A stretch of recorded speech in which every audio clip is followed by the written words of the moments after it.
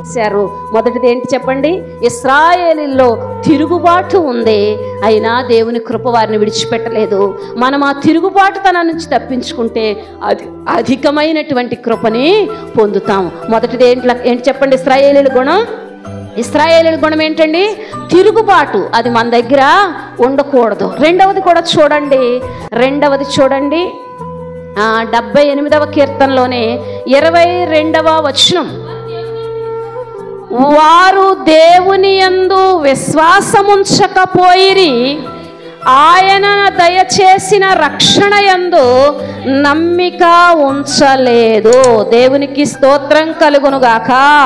హల్లెలూయా, హల్లెలూయా. ఆయన దయచేసిన రక్షణ యందు ఏముంచలేదంటండి?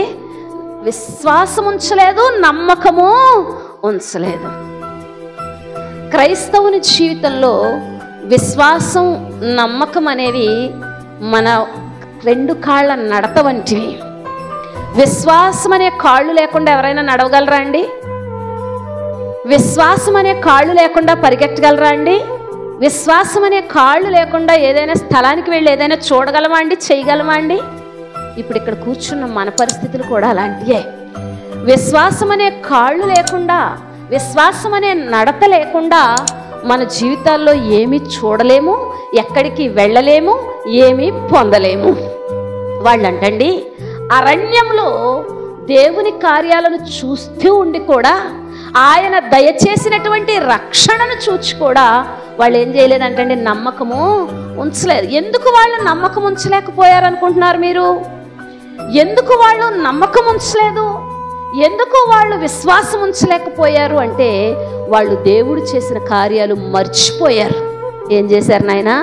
మర్చిపోయారు. ఇశ్రాయేలీల్లో ఉన్న మొదటి లక్షణం తిరుగుబాటు అయితే, రెండో లక్షణం మర్చిపోవటం. రెండో లక్షణం ఏంటండి? మాంసం తిన్న మాంసం ఇంకా వారి పళ్ళ సందుల్లో ఉంది, మర్చిపోయారు. వాళ్ళు పరలోకం నుండి దిగి వచ్చిన మన్నా తిన్నారు, మర్చిపోయారు. వాళ్ళ ఎదుట ఏ బండ ఉంటే ఆ బండలో నుంచి దేవుడు సమృద్ధి కలిగినటువంటి నీళ్ళనిస్తుంటే త్రాగుతున్నారు, మర్చిపోయారు. మనుషుల్లోనైనా దేవుల్లోనైనా మనం చూసే స్వభావం ఎట్టిదంటే, మేలు మర్చిపోతాం, కీడు జ్ఞాపకం చేసుకుంటాం. మేలును వెనక పెడతాం, కీడుని ముందు పెట్టే వారంగా ఉంటాం.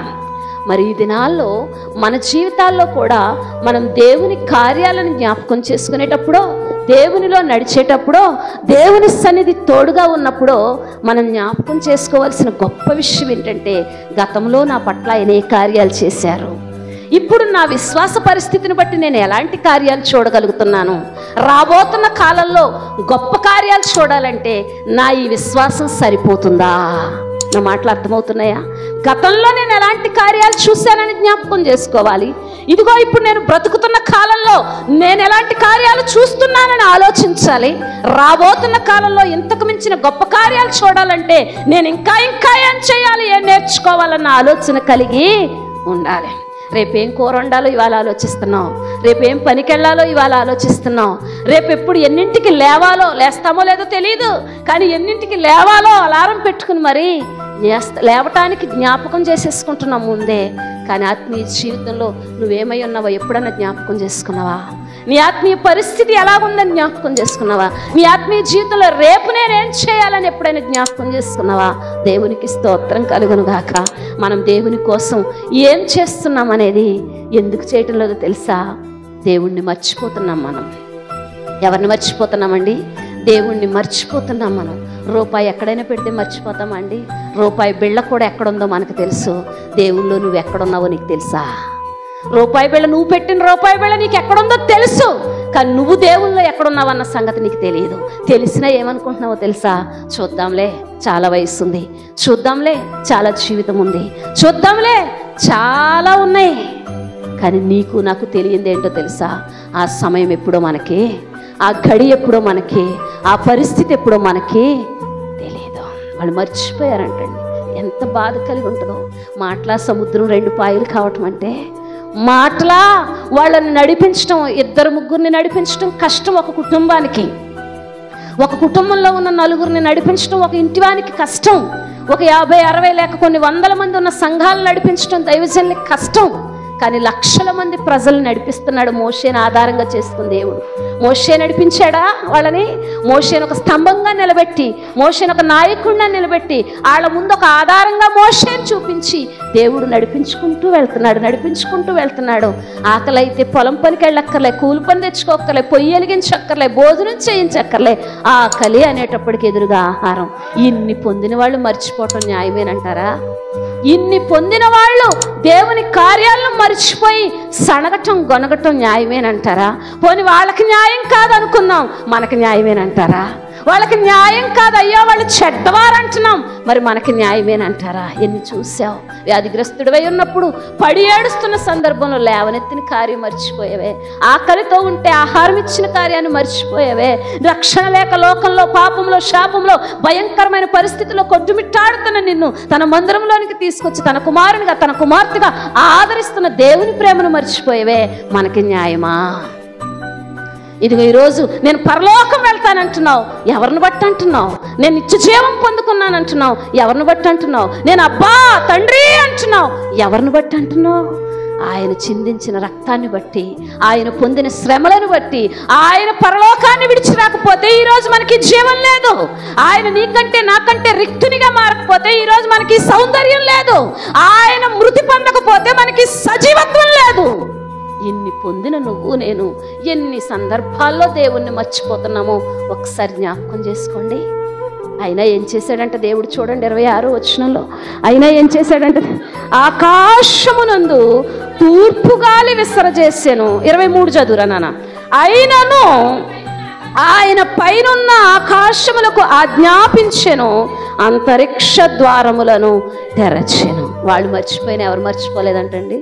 అయినను, నేను చెప్పిన ప్రతి మాట వెనకాల తిరుగుబాటు చేశారు. అయినా వాళ్ళ జీవితాలు, అడవిలాగా ఉన్న వాళ్ళ జీవితాలు, అరణ్యంలా ఉన్న వాళ్ళ జీవితాలు నీటి ఊటగా మార్చాడు. రెండోది ఏం చేశారు? వాళ్ళు మర్చిపోయారు. ఏం చేశారండి? వాళ్ళు మర్చిపోయారు. అయినా దేవుడు అంతరిక్షాన్ని తెరిచి, నాకు ఈ మాట చదువుతున్నప్పుడు ఒక్క ఆలోచన కలిగిందండి. వీళ్ళు మర్చిపోయారు కదా అని దేవుడు ఆకాశం తెరవటం మర్చిపోతే ఏం జరిగేది? మన మాటలు అర్థమవుతున్నాయా మీకు? కొన్ని మాటలు జ్ఞానం కోసం వినకూడదు, కొన్ని మాటలు మనసు కోసం కూడా వినాలి. కొన్ని మాటలు దేవుల్లో మనం అనే ఆలోచన కొరకైనా వినాలి. ప్రతి మాట జ్ఞానం కోసమే కాదు, కొన్ని మాటలు మనల్ని దేవునితో ఐక్యపరుచుకోవటానికి ఉపయోగపడతాయి. మనలో మనం దేవునికి ఏమై ఉన్నామనే ఆలోచన కలిగించడానికి కూడా ఇష్టపడతాయి. వాళ్ళు మర్చిపోయారు. దేవుడు అంతరిక్షం తెరవటం మర్చిపోతే ఏమవుతుంది? అయినను ఏం చేశాడంటే దేవుడు ఆకాశము తెరిచి, అంతరిక్షాన్ని తెరిచి మరిచిపోయిన వారి మీద మన్నా కురిపించాడంటండి. దేవునికి స్తోత్రం. చప్పట్లు కొడదామా? మరిచిపోయిన వారి మీదకి ఏం కురిపించాడంటండి? మన్నా కురిపించాడు. ఈరోజు మనమేం చేస్తున్నామో తెలియదు, కానీ మనం మర్చిపోయినా మన మీద మన్నాను కురిపించేంత ప్రేమ దేవునికి ఉంది. నేను ఒక మాట చెప్తాను, ఆ ప్రేమను నిర్లక్ష్యం చేయొద్దు, ఆ ప్రేమను మర్చిపోవద్దు, ఆ ప్రేమను వెనక పెట్టుకుని ముందుకెక్కడికో పరిగెట్టేద్దామనే ఆలోచన కూడా చేయొద్దు. ఎంత దూరం పారిపోయినా హాగరుతో దేవుడు మాట్లాడేదాకా నీటి చుక్క దొరకలేదు. ఎంత దూరం పరిగెట్టినా హాగరుకు దేవుడు మాట్లాడే వరకు ధైర్యం రాలేదు.